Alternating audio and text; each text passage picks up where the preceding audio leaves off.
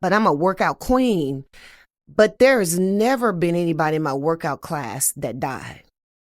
Holy cow. I'm just saying. That's what you're saying? Right. Nobody's That's what I'm ever going died. to say. Nobody's ever died. Because people always say, Renee will kill you in there. Allegedly. That's right. That's Allegedly kill me in there. You're listening to the Good for Business podcast, where we feature interviews, tips, and tricks from owners, operators, and innovators throughout Mississippi and around the world. And now, your host, Colin Krieger. Hey, everybody. Welcome to the show this week. My guest today is Renee from United Way. How you doing, darling? I'm wonderful. How about yourself, Colin? I am getting there. Well, as you well know, every single week we start the podcast with the pedigree information. So tell me a little bit about you, family, kids, dogs, pets, cats, animals, where you're living today. Most people don't know this, but I am born, but not raised, but born in Chicago, Illinois. Raised in the Delta, so from Cleveland, Mississippi. I'm a transplant, been in Columbus the last 34 years. So I got to call this home now. Yeah. Columbus is home. Okay. So I grew up in Cleveland, Mississippi, so I went to Cleveland High School. But all of my kids, my three daughters that I have, the oldest one played softball and the youngest one played softball. I always tell people I got three girls. I know you've heard this before. I have three daughters. They all like diamonds. Two like them dirty and one likes them shiny. So I have two softball players, the oldest one and the youngest one. And then my middle daughter is Miss Kennedy. She has run for Miss Mississippi, Miss Alabama, Miss Nevada, Miss Utah. That's my diamond girl. And then my other dirt diamond girls, my oldest one played softball in college. And then my youngest one also played in college. She played for the University of Lafayette. You said it right, too. I learned that. If you're from that area, you'll say Lafayette. Yeah, yes. When I lived up in Oxford, they say Lafayette up there. Lafayette, I don't care for that whatsoever. You're not from here. That's right. Yeah, exactly. So she played at ULL 3 years, and then her senior year, she moved to Eugene, Oregon, and played for the Oregon Ducks. Yeah. I didn't know this at that time, though, but at the time, they drafted 25 ladies in a pro league that only played in the summer. And DJ was number 23 of 25. So she's played professional league softball in Chicago, Illinois until about maybe 2023-ish. Yeah, this is 2025. So I think 22 or 23 was her last year to play. She then got a coaching opportunity, a volunteer coaching opportunity at the University, Mississippi State. And then she went to the University of Memphis. And then she went to Ole Miss. And now she's in Auburn. And I said all that to say that if you've never met me before, it's because you are not following the diamonds. Yeah. You got to follow the diamonds, baby, because that's where I was. So that's where we spend all of our time, softball fields. There you go. Well, let's talk about the origin story. You can start in Chicago. How long were you in Chicago? A whole 3 years. Well, that counts. I mean, I don't know. I don't know if you get used to the pizza when you're in diapers. Exactly. You don't. Not at all. So Chicago was just short-lived. Okay. So Mississippi is home. And did your parents bring you down here? I know you didn't hitchhike. That's right. My parents, they chose Cleveland, Mississippi. So raised in Cleveland, Mississippi. I went off to college at Jackson State University, I love. And then you have to say that. Oh, okay. So, yeah, you got to say it. Just if you graduated from Jackson. No. I know someone who loves. Okay. Right.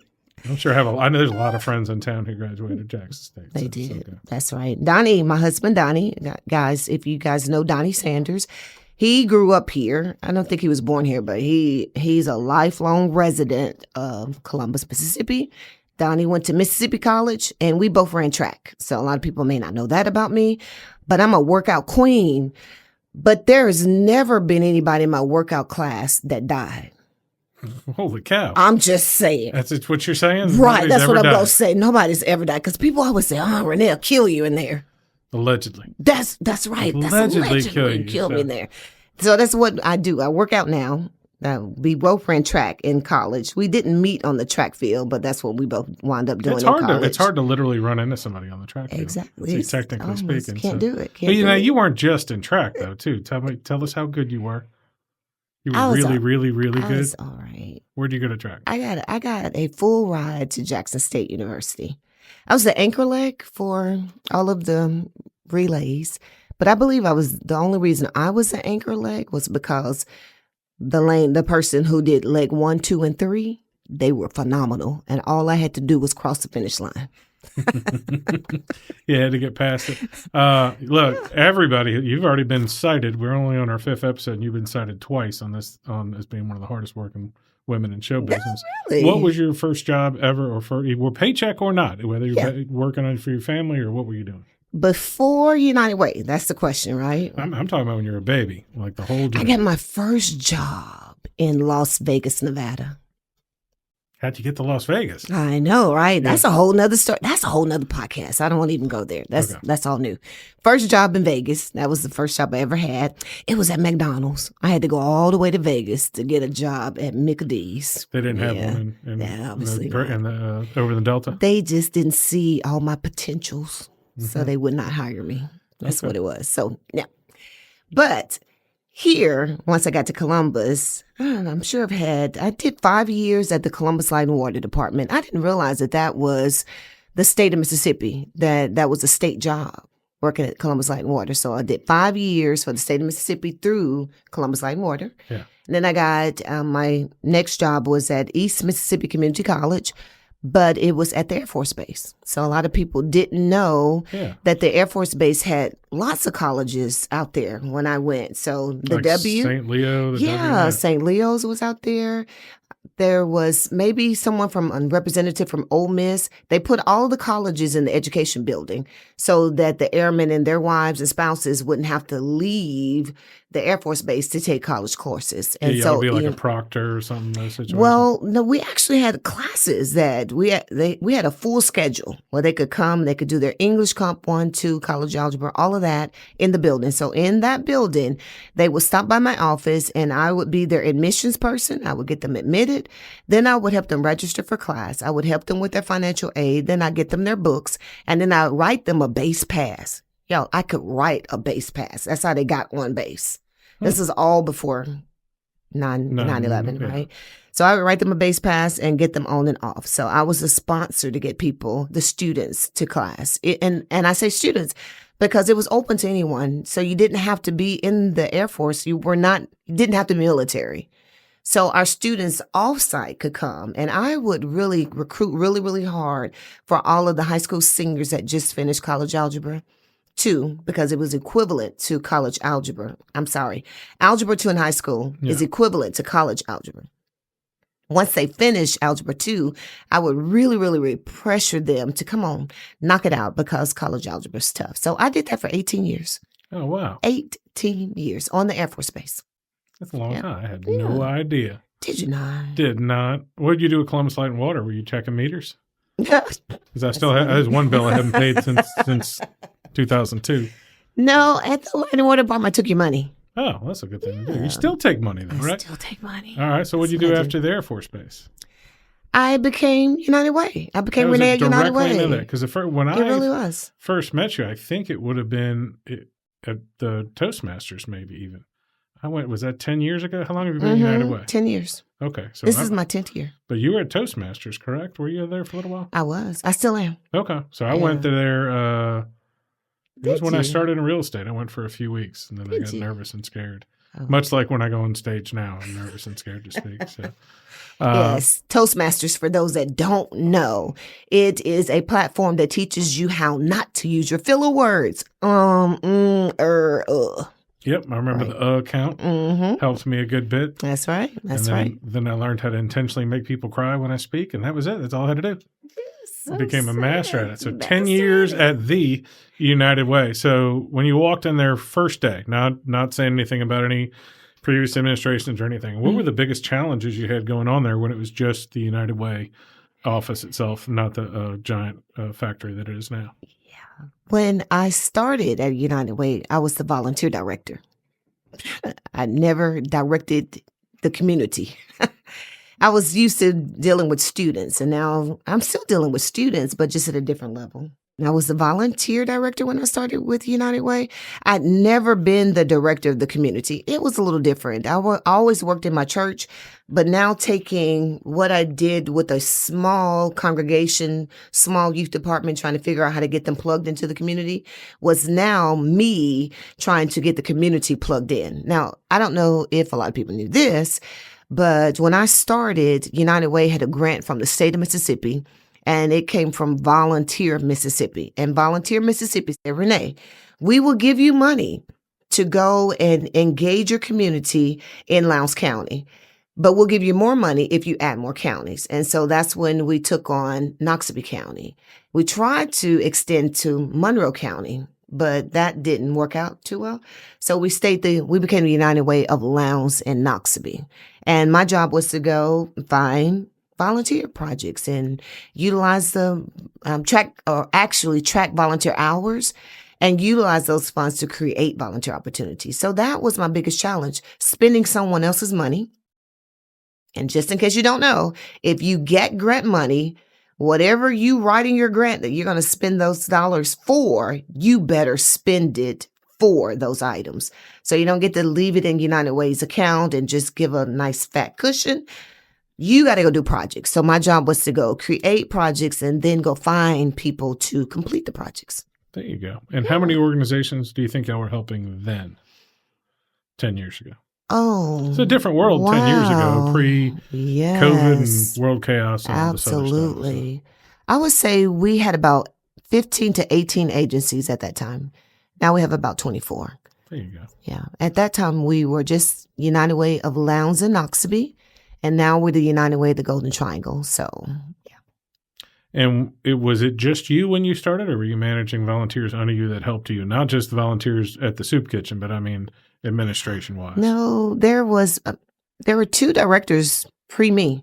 Before me, let's see, Danny Avery was the director. Patricia Brock was the director that hired me. And I mean the executive director, Patricia Brock, and then Danny Avery, and then myself. I came in as the executive director after the ep05 tornado that came through in 2019. So, and then everything's been smooth since then. No funding problems. 2020. Oh yeah, COVID. I forgot about that. Oh, completely overlooked COVID and disastrous things. Of course, there were some overspending in certain sections and underspending in others. How was that a challenge during COVID to educate people on the resources out there, which is your job? But then also, I believe that just much like myself for real estate, people call you about weird things that have nothing to do with you, and you still want to help them. That's right. So what happened during COVID immediately for you? During COVID, I don't know if you guys remember this, but our governor sent everybody home. Everybody go home, go to your places, lock up, mask up, don't come out. Yep. And a lot of our nonprofits were run by senior citizens. So they were number one on the list. Like if you were a senior or if you were expecting a child, those are the two they said, go lock up, shut down. Yeah. And most of our agencies were run by senior citizens. I told my staff, I can't see how we as United Way could shut down and close the doors. Where would the people then call? And I noticed that in Tupelo, they were doing food drives. And I looked at the news of food drives going on just up the road in Tupelo. And I was like, man, if they have lines like that at their food drives in Tupelo, we have got to do something here. So there was a company that gave me $100,000. And that company said, Renee, go do what you need to do to help your community. Spend it like you need to. So I took that $100,000 and we did 5 food drives. We did 3 in Columbus and 2 in Noxubee County. And spent the money. Yeah. Well, I mean, people were scared. They sent us home for 5 weeks. And the first week I had a cocktail pool, above ground pool in the backyard, drank some daiquiris from Zachary's. And after about a week, I was like, all right, well, I didn't make any money last week. And so what are we going to do? And then the government sent me a food card. And then after like another week, I was like, we need to. And then I don't think it was 2 weeks into it where you and I were starting to get calls in the fundraising space going, how am I going to pay my rent? How am I going to do this? And that's right. It developed some bad habits and purely functional businesses and people that I know where they're like, oh, I don't have to go in or I can just not communicate directly. I thought more so in the business space. Like I thought there were some businesses that could have recovered from it, but didn't. Like Right. took the money and just kind of sat there for a while and didn't jump back out. Overall, do you think you recovered? I mean, I would have said a year ago or 6 months ago, maybe January of this year, we're probably on the precipice of getting back to normal, and then Correct. the funding January. cuts. That's right. Yeah, the funding cuts came in. Pre those, then I think I thought we were getting back to some type of normalcy. But what I have learned is I am the United Way of the Golden Triangle region, but the Golden Triangle region doesn't know Renee. They don't know me yet. I've seen you doing meet and greets for the last couple exactly. weeks. Yeah. We got 7 counties now. And so you can say, hey, I'm Renee at United Way in Columbus. And someone may be able to finish that statement, but you go to Starkville and say, hey, that's Renee. Mm-hmm. That's all they know. Yeah. That's Renee. They don't know. I'm Renee with United Way. They don't know me in West Point. They don't know me in Eupora. They don't know me in Louisville. They don't know me in Ackerman. They don't know me. It's time to go build relationships. So that's what I'm and you're in the job of letting people know how to get to other stuff. Where you're essentially coordinating funds, and you're going, the money's over here. Here's how you get it. And now you've just had a whole flock of nonprofits, I would say, that were formed during or right after COVID. That it wasn't easy money. That's not fair to say, but there were grants and money and vistas out there, and then all of a sudden there aren't. That's right. And you have to really ask people for money at a time when people's pocketbooks are tightening up. That's exactly right. And you have to have my favorite part about you is you're on my very short list of completely unreasonable people. You come up with the 50K your way concept.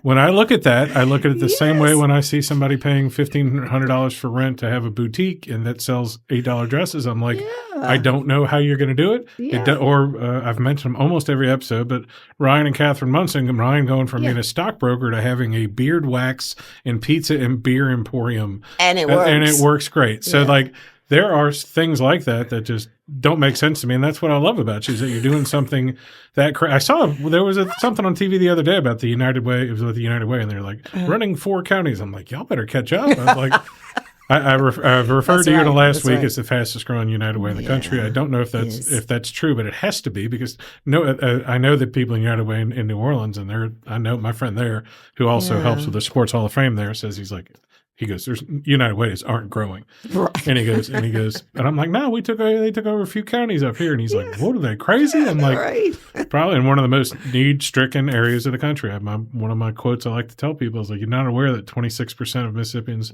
are in relative poverty, not directly on the poverty line or below. And the different 25% work either directly or the majority of their family income comes from a government job, which I think that's the big thing people are going to miss with all these cuts. The grant cuts are one thing because, you don't understand how many people are really volunteering. I said that when I was on WCBI. I'm not putting it down. They keep giving me volunteer and other awards, and I keep mentioning your name and other people's names. Like, give them I was like, I'm a good hype man, but as far as the functional part of it, people don't understand just how much of what they think are government services are really the private sector just absorbing all this stuff. And they get part of it from a grant, but your job is to take that $25,000 grant and create $100,000 out of it somehow. Absolutely. Yeah. How's the 50K your way going this year? 50K. This will be year number 3. And my goal is to sell 3,000 tickets. What I realized, though, that of the population that I now serve, there are 175,000 people in the 7 counties that I serve. I'm only needing 2% of the population to buy a ticket. That's all. So we kick off this week. Really, this is the week that we'll kick off. Really, you'll start seeing some advertising and us trying to get the word out. I want to tell the people, though, about the last 2 years. First year that we did the 50K your way, we broke even. We sold $60,000 worth of tickets, 600 tickets. That was $50,000 that we gave to the winners and $10,000 that we spent on advertising. There was a point during that raffle or during the sales that we said, okay, by this point, if we have not sold 1,000 tickets, then we are going to tell the community, it was already pre-written into the rules that we would then make it a 50-50. One winner, 50-50 split, so United Way could get something out of all of the hard work that we did. And we would give half of the money to one winner and keep the half for ourselves. And I said, as we were debating that, laying out the pros and the cons of doing that, I said, y'all, the community doesn't know us. They don't know what we do. They don't know who we are. They don't trust us. Let's give the $50,000 away. So we gave the $50,000 away, $10,000 on advertising. We broke even. Yeah. Well, that's an investment too. Correct. Yeah. Because we earned 250 first-time donors. Yeah, you did, and you did what you said you were going to do, even though you didn't have to. You get away with it if you didn't want to. So That's right. But yeah, we did that. Yeah, that's crazy. It's a little crazy, and I like this time. So this year, I was going to get to this at the end, but since we're in Catfish Alley Studios in Catfish Alley, part of the final event's going to be in Catfish Alley. It is. Okay, cool. It is. I normally I've had it twice. Previous times it was near the farmers market, and I partnered with Munson Brothers, Ryan, and he's awesome. But I was just looking around here in our community trying to figure out where could we actually move the event where I could just say it's there and everybody will know where it is. Yeah. And if they don't know where it's located, it's an easy ask. Where's Catfish Alley? Boom. Catfish Alley. It's an easy find. I want the community, though, of the communities that I serve. This is what I hear a lot of. I got to drive all the way to Starkville. I got to drive all the way to Columbus. I got to drive all the way to West Point. When I can get the community to stop saying all the way, and we can just treat each other like one big community, I think that we get our mindset on stop thinking about how small we are and just think of us as one big golden triangle region. Somebody came up with that name for a reason. I didn't make that up. Like, I didn't come up with GTR. I know you know that, right? That wasn't me. Somebody else came up with GTR, Golden Triangle Region. And you came from New Orleans and I came from Chicago. I know I was only 3, but still, to get from South Side to North Side or any other side, it's going to take you more than 20 minutes. In New Orleans, to get from one side of town to another. That's crazy.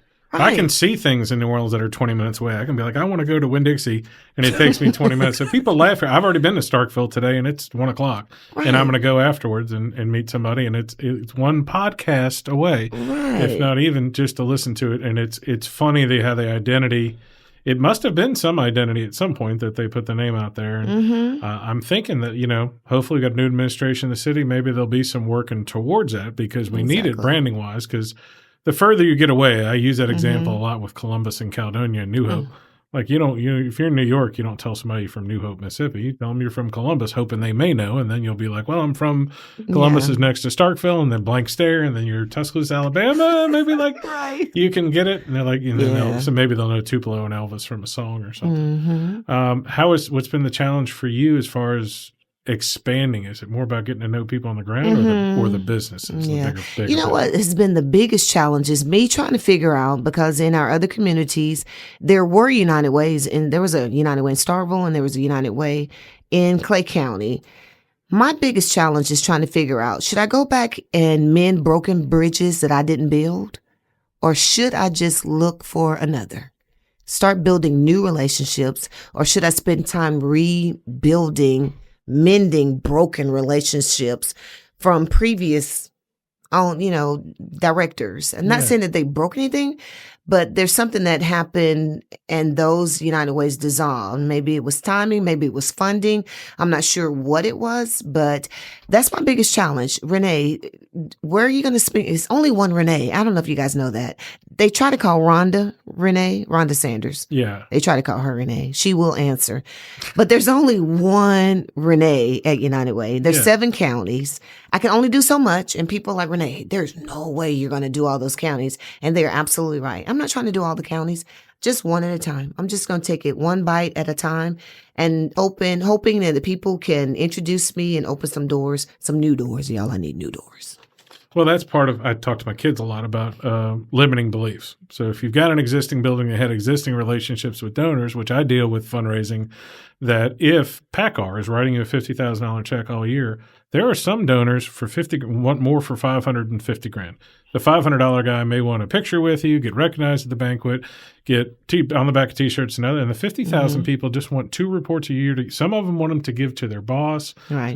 I won't say which is which, but there's like PACCAR and there's International Paper. One of them wants a report to give to a boss somewhere else far away, and the other one wants pictures with all their workers 3 times a year, and they deserve it because they're running campaigns and doing this. That's right. And to manage those expectations after somebody else is no different different than taking over a restaurant and getting rid of the macaroni special. Right. And you got rid of the macaroni special, and they come there, and they're the best example I give. And God bless my friend Tony Hanna. He does New Hope Strong, true giver. And so I helped him out with Ducks Unlimited. And the reason I did that is because I sat with him one time, and I'm like, I was at the biggest donors table, and they didn't have a logo in the program, but somebody else did, and I was like, hey man, they're kind of complaining, and like he fixed it, took care of it, learned how to massage people a little, and then the next year, I always tell people, I said, don't put more on the flyer than you need to. I know you know that rule. Yeah. So we put blah, blah, blah, and it said like chicken leg quarters, green beans, and potatoes, and dessert for $50 in your donation. Yeah. And towards the end of it, we served 6 people chicken breast instead of chicken leg quarters. 4 of those 6 people pulled us aside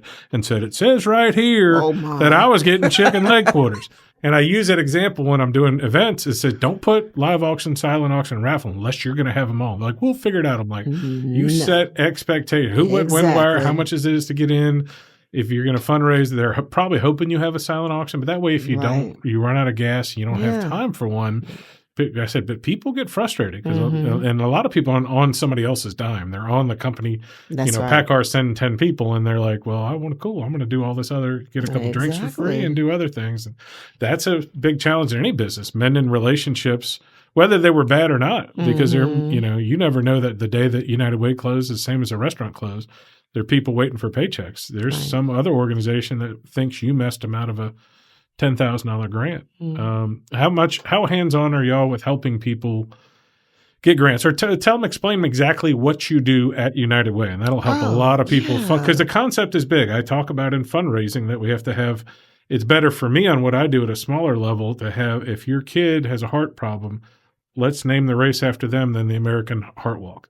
And the United Way, I believe, just like the Boys and Girls Club, is just like the steel dynamics. Y'all are this big concept that kind of grays out because they just think you're this national $1 trillion operation that doesn't care about them at all. And they don't realize that. How many organizations now do you help? 24. That's a lot, and growing, because you meet new people every week. So what do y'all do? Somebody writes a check, not just United Way, but money comes from elsewhere. Yeah, it's taken me 10 years for this one sentence.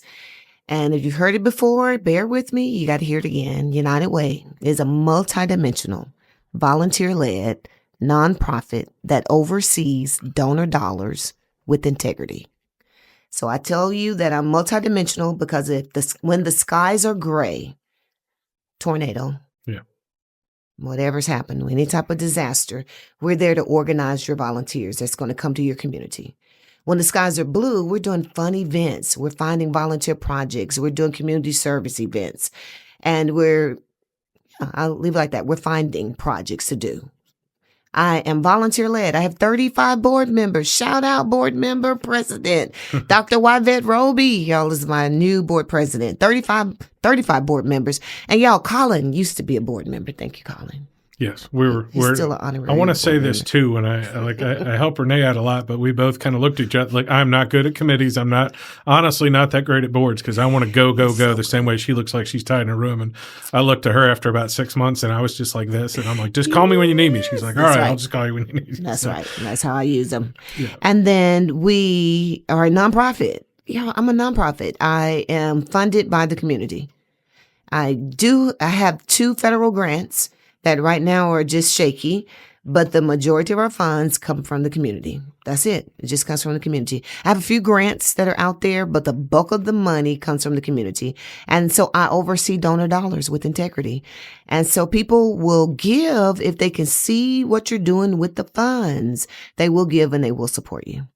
And do you think moving forward, it might be easier or more difficult the bigger you are to get money from corporations like the industrial section here? I know we have an incredible. They're very generous, but they makes it much easier for them to write you $100,000 check, and then when I call them to say, hey, you want to sponsor my barbecue, and they're like, call Renee if you want to do it. Yes, so. I think when they figure that out, then things will look a little bit better. But for the sake of your audience, just so that they'll know that United Way is the only nonprofit that can go to our companies. And it's not that I'm bragging. This is just the way that it was already set up before you and I were born. Yeah.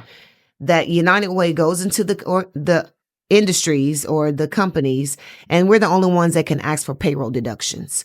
So your Boys and Girls Club, Red Cross, Salvation Armies, blah, blah, blah, they cannot go and ask for payroll deductions. I ask for a fair share, which is 1 hour's pay. And then that company either cuts me a check every month from all the employees, or they cut me a check every quarter and they send it to me. And then I'm responsible for giving that money to the agencies that are under our umbrella. And that's why people want to be under the umbrella of United Way. So they're not all running to the same company asking for the same pot. Yeah. That's why I tell people when they're building their business, realize the bigger you get, the more people will ask you. And I know you're in the same situation as me where Doug and I and Zachary, we have 5 or 6 people a week like, hey, we need this, we need this, we need this. And I'm like, I understand, but you have to have some help to help me help you do it. And some people just don't. Well, there's pockets of need in the community that are just kind of undefinable. The medical stuff's obviously the most heartbreaking thing to deal with because you're just, as I learned through my wife's battle with cancer, and since then she's had 20-something surgeries, they'll let you die. Like if you don't have the right connections, know who to ask, know who to get through to this, to what step to talk to who, most of the answers to my question are I'll be like, call this councilman, call Renee, call this, because you have so many organizations. Can you talk about a few of the bigger ones that are not underneath your umbrella, but that you'll help fund? And most people don't know that Starkville Strong is one of the agencies. You kind of tapped on the fact that they were birthed through COVID. Yeah. But Starkville Strong is an agency of United Way. And then, of course, everyone knows American Red Cross. I'll say this about the Salvation Army. They're under our umbrellas. I hear people all the time saying, I don't want to give to Salvation Army. I don't want to donate to Salvation Army because they pay their CEO a whole bunch of money and they charge they charge for their clothes. They don't give that stuff away. The clothes, y'all, goes back when they take those funds. They take those funds and they use it to pay a light bill because for whatever reason, I don't know why, the Light and Water Department will not take eggs for a payment. I don't know why not. So they take your clothes and then they can then turn around and pay light bills or help with utilities. Their CEO is, don't worry about the CEO of the big corporation.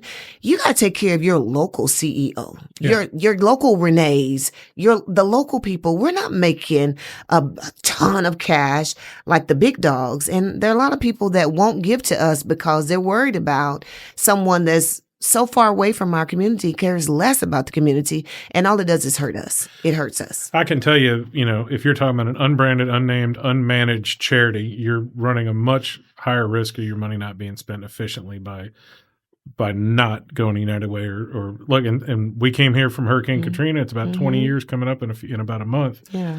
The two groups that worked to find us were the Red Cross and the Salvation Army. Like, not that we filled out the FEMA thing. Like, they came to our house, somebody told them we were here, and they just came and gave without, you know what I mean? And so there's some accountability on that. And it isn't that I say local charities are skimming or stealing. Right. But my biggest thing when I talk to charities, when I do fundraisers, is like, listen, we can't not pay some people and pay others. Like, we can't pay a band $3,000 and not pay a photographer. Like, we either – if you want me to be involved, we need to make a decision. If we're doing that, we can ask for a discount, but you can't all the time where people are like, I see that they paid a giant caterer and then from out of town, use a caterer from out of town, and then make poor Doug at Zachary's does the beer stand. Right. And I'm like, why didn't you just spend the money with him? And that's the big thing that people don't realize about smaller organizations who have the best intentions, who are just wasting money, and they're not keeping it local or whatever. And when y'all have I call y'all a regulatory body, but when you're there, y'all are checking, because I've had smaller charities that I've said, hey, listen, we got to do this quick. It's going to be under GoFundMe. And they're like, oh, we don't want to take it. I'm like, I know why you don't want to take it, because you have to do the bookkeeping for this. Exactly right. You don't want to take the money for it, whereas you're like, you better show me the bookkeeping for this if you want money. And I helped out with the Lowndes County Sports Hall of Fame this last year, and it's a nonprofit from day one. Right. And I was like, thank God when they have an accountant on the board. I'm like, yeah, that's what we needed as an accountant, because I don't want to be involved in any of this, because I want to do everything right. As far as growth goes, right now it's the one office. Tell us about the new office. New office, 362 Park Creek Drive. It's going to allow us to expand physically with more employees. We're not at the point yet that we're ready to get new employees, because now it's time to go raise some money. We got to go raise the funds. And a lot of people said, Renee, why'd you buy that big building? I don't know if they knew this or not, but United Way has always rented And I heard that they were established in 1954, became United Way in 1974, and we've always rented. Yeah. And my question to my board was, is renting the best use of donor dollars? Because if you add up all of the years that we've already rented, could not we have bought a building? And so my goal and my plan is to raise enough with my 50K Your Way, yes, to help me pay this building off, so that in the future Renees that are going to come along behind me, they will have a place where they can actually grow and really focus on the real mission right now. So I am working. That's the answer. Where's our rent from the last 49 years? Right. And then once that's gone, you have nothing. And then now you have, in 19 years from now, you'll have a building paid for that you can. You've got a $500,000 asset on the books too. Exactly. Yeah, and room to grow. Well, that's great. And of course, again, if you have a nice building, it attracts more people, attracts more money. Is your primary goal, other than separate events like week to week, is it going after big checks at factories and businesses, or is it more of the payroll campaigns? If United Way Worldwide said, if your bread and butter is payroll, if your bread and butter is payroll deductions, then you're not going to be here long. You might as well start packing up. I've got to find other ways to bring money into our community, to raise money for our agencies. It cannot be the bread and butter. I cannot completely depend on the community workplace campaigns. That's what they call those, where I was asking for one hour's pay, which we call that your fair share, just your fair share. Yeah. If you work 80 hours a week, give United Way 1 hour's pay. But United Way Worldwide said that cannot be your bread and butter. You know why, Colin? Because these young people are not staying at their jobs a long time. They'll stay with you for a few months, and then they're out of there. But you and I, when we were growing on, longevity and staying with a company a long time was the thing. But not this young generation. They get tired of a job, boom, they're gone. They're out of there. And because of that, you don't get the commitment through the payroll deductions anymore. You've got to figure out other ways. So we got Cash App, y'all. We have Klarna. We have promises to pay. We can bill you later. We have credit cards that we'll accept. So all types of ways that you can give your donation to United Way or buy your 50K Your Way ticket. So do y'all have individual, like a subscription or something, like where it's $9.99 a month and a commitment? I've got my my check in here to give to you too from when you tricked me at the luncheon or whatever, and I want. You're like, I love your checks. Write your checks. Yes. I will make your subscription if you need one. Well, that's what every once in a while we look at our subscriptions. I'm like, when did we sign up for that? Why are we giving them $10 a month? I'm telling you, it does. It does add up. And I guess there's, I've talked to the Arts Council in the past about this, about how and the YMCA, love them both. Yeah. My membership's expiring. Nobody calls me. I get nothing. And they're like, well, you get an email. And I'm like, that is not that's the same. I should get a postcard, or you also just auto renew it if I don't reply, because I will. But they're like, you're not a member. I'm like, what? I was like, do you know how many emails Uncle Colin gets every week? There's some things I miss. And so if I blow it off, when people try to sell me something, if they just try to sell it to me once, good luck. At least you either got to wear me out and bother me to death, or you have to have a compelling argument on day one. Hello. There you go. So what is the biggest challenge for the organizations that are under you right now, the 24 to 28 or whatever number I make up, since the grant, Vista, and spending cuts? Goodness. We don't have enough time to talk about the impact of the Vistas. Vistas stands for Volunteers in Service to America.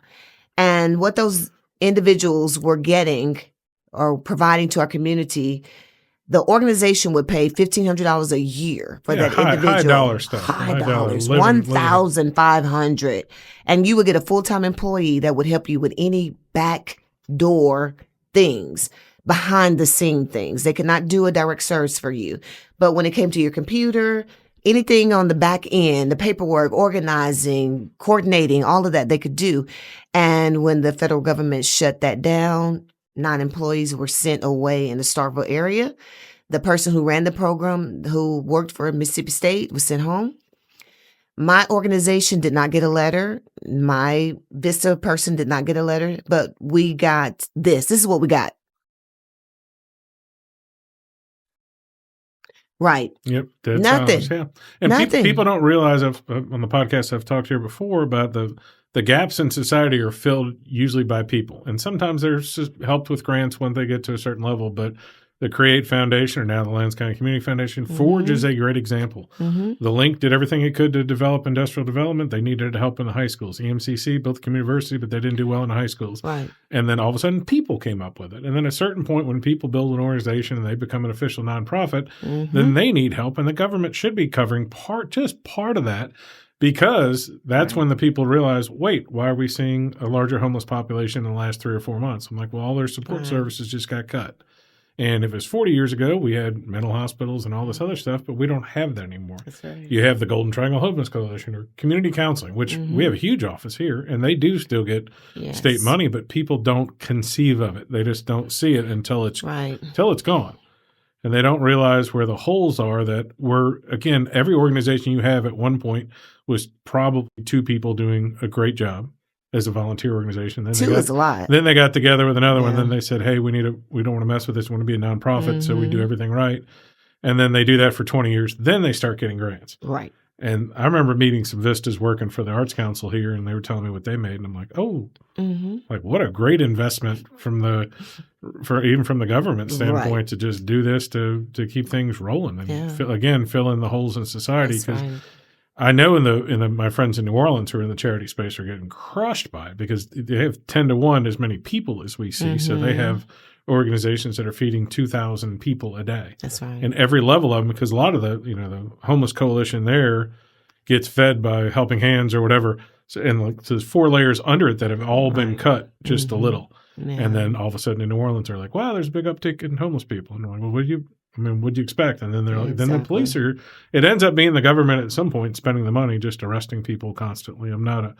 I don't know the solution, but the state here just passed a panhandling law and all that. So there's not I don't know the solution to it, but like arresting them is not, as the police chief already told me here, he's like, it says we have to arrest them, and then they go there and they can't afford bail. He's like, then the government's keeping them anyway. Exactly. So a lot of people don't know that we in our community have homeless people. They don't know the impact of it because they don't see a homeless shelter, but we do have homeless people, but they're sleeping in their cars or they are sofa surfing house to house, just trying to figure it out. Right. No, and I think that the housing challenge in Columbus and Starkville is the same thing, is that there's no middle end. You've either got $500 rentals or $1,000, $1,200, $1,500 rentals, and nothing in between. And nothing in between. And then you start going to further cities away, but we don't have any public transport, and we're not gonna. It's the same thing I say about Target and Trader Joe's. It's not coming. There's no magical.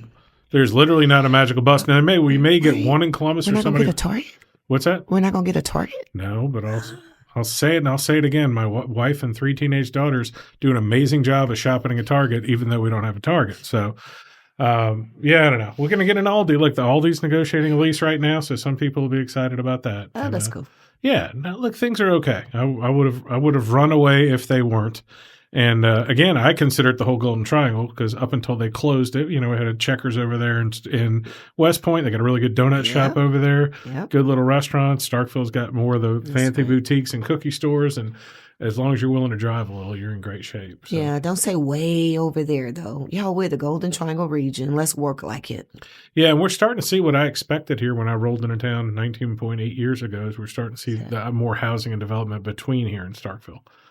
Some people are like school district this, school district that, but 60% of people don't have kids in school. And it's getting to be more because younger folks are not having kids till they're older. And, because of that, it's just pushing people are going to live where they're going to live. And we've seen more professors from Starkville move to Columbus because of the commute, and then do you have any involvement in the universities directly? Do you ever is there a United Way? Do you get to speak at them? I see the head shaking in a sad manner. Is it the same kind of rules as if the United Way wanted to go in the Air Force Base? Is there a litany of books and rules and regulations? Just can't do it, huh? I'll make some calls. I may get hung up on. Sometimes I ask people and beg people for money. I plead the fifth when it comes to the universities. There you go. It's okay. It's another thing I tell you. I said, Mississippi State got some funding cut this year. They came over trying to take MS from me and my kids, and I got a little upset. I got a little mad. Right. But the state told them, this was the first time in history state asked for any amount of money, and they told them no. They're serious about cutting money. And like at certain level, Okay. everybody down in Jackson, they like Mississippi State and that's their friends. But at another level, they think it's government spending and it's those liberal college teachers. So they cut a little of their spending, and hopefully that'll lead to MSMS staying here in my backyard. Absolutely. That's a whole nother podcast episode. right there. So as we get near the end of our time, can you just, even though we've talked mostly about the United Way and stuff, can you blatantly tell people what phone number to call, how to help you? And I have sent people to you like, hey, if you want to volunteer, call Renee United Way. It's the easiest way. But I should stop giving out your cell phone number on the air. Give it out. So use my cell phone number, but I'm not giving you the cell phone number. This is the office number, 662-370-1922. If you like to go online, go to liveunitedms.org, and you can find us there. If somebody wanted to volunteer this weekend, you could probably get them volunteer hours, right? Or if their kid wanted to volunteer. If they wanted to volunteer, we have a calendar for the entire year of 2025 that I can connect them with. And at the end of September, I will have a calendar for 2026. Yeah. There is no reason, no excuse. And the best way, write down September the 4th. We're talking about that's the day I give away the $50,000. But that is also the day that all 24 of the nonprofits that I fund, they will be set up here as well. And they are going to talk to you all about recruiting, volunteering and volunteer opportunities. That's why they're there. So mark your calendar. September the 4th, come meet the agencies. Find out why you should support United Way and learn how you can volunteer and get involved. So, see, great date to come, great time to come. Don't forget, most of your kids, if y'all have seniors, they got some volunteer hours. And if you're just looking for stuff, some jobs, there's a few jobs in the state, that let you do some volunteer hours in exchange for your regular stuff. And it's a good place to find it all at once and meet the people face to face and see the needs in the community. So, if you haven't met Renee in Columbus, she's easy to find, come find her. But if you aren't, you have to repeat after me. She's Renee from United Way. Thanks a bunch. We'll see you next week.